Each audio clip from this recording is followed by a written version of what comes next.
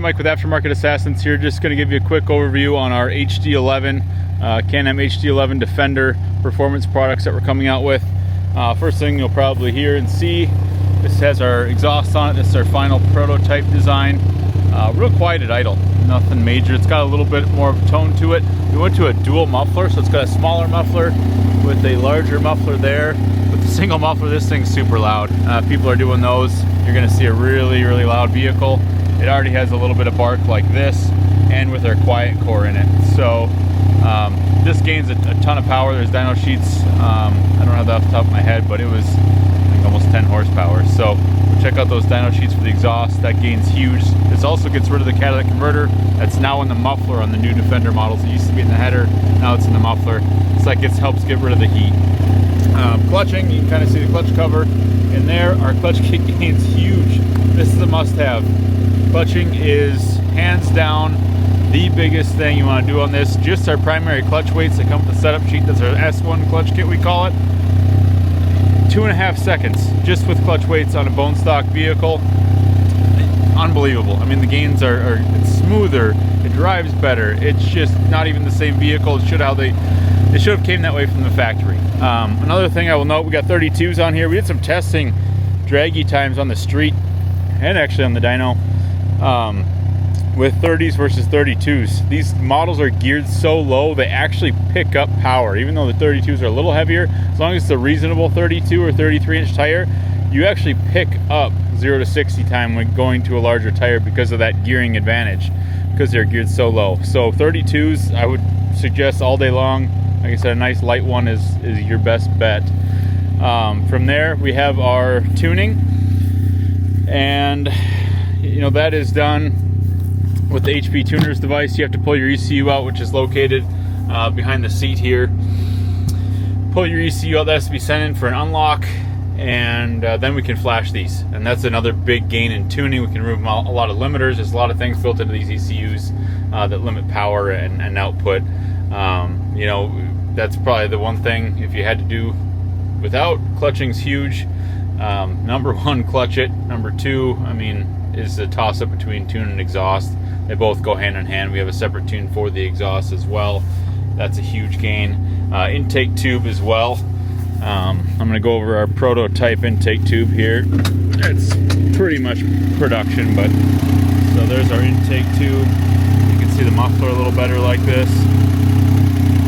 And with all these mods, these bolt-ons, just simple bolt-ons, we are looking at almost a 4.5 second gain, 0 to 60. So that's absolutely massive. You know, we gain in the lower end, we gain like 26 horsepower to the rear tire. There are some other manufacturers out there that claim that with a clutch kit and a tune. You gotta look at what kind of dyno they're using too, because eddy current dynos, unlike ours, ours has a progressive load, so it's gonna load it more like the real world does. Eddy current, you have to spin. It's a magnet, so you spin that magnet, creates load. You can change that load, but it has to be spinning. So watch out for that, because that spike in RPM will show artificial numbers. Look at draggy results, because we have draggy results for everything that we've done backed up with dyno. So you'll see that our stuff is right on par or better percentage wise, because we actually had a lower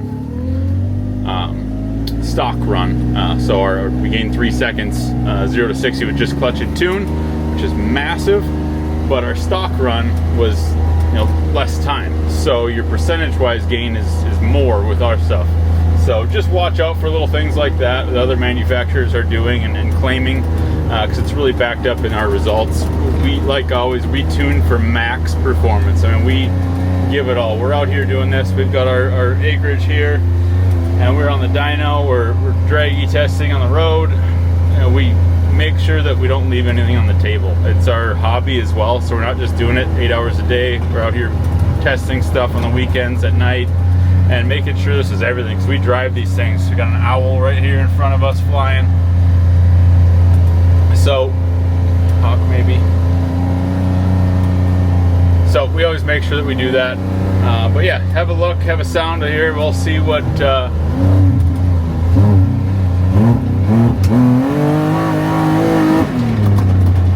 you can tell. This thing is so much more. I mean, mean, this thing actually kind of rips. It's stupid. It's fast for a Defender. Oh, this thing was so disappointing from the factory. Then you get in this thing and it's just getting with it, moving. I mean, it's a night and day difference. You can hear that exhaust. Got a nice tone to it. It's not loud whatsoever. This thing is just flying for what it is. It's a blast now. This thing is great. This is only in one-wheel drive, and you can put it in 4. And cruising around, you know, you're cruising at 28 right now, 32's on, so it's a little off. And I will note that too, the speedometer is actually very accurate when you put 32's on these, so just note that.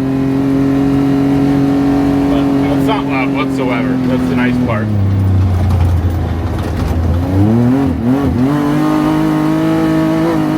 Definitely still a little louder than stock, but respectable, especially in the cab. I mean, I don't think in the cab it's actually any louder, to be honest.